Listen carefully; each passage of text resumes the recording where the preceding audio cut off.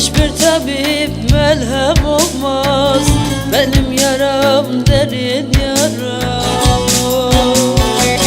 Hiçbir tabip melhem olmaz, benim yaram derin yaram. Özlerim hep anam bacım, burnumda tüter ocağım. Elbet bir gün döneceğim, bitsin gurbet, bitsin hasret. Elbet bir gün döneceğim, bitsin gurbet, bitsin hasret.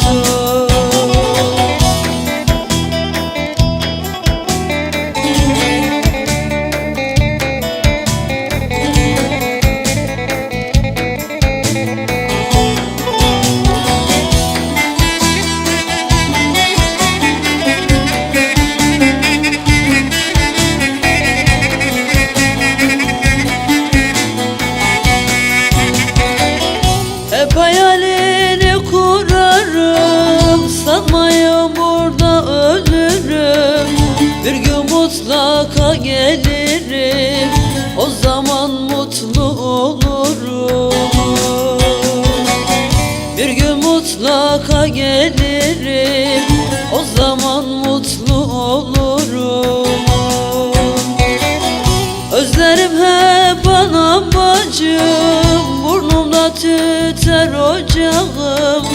Elbet bir gün döneceğim, bitsin gurbet, bitsin hasret. Elbet bir gün döneceğim, bitsin gurbet, bitsin hasret.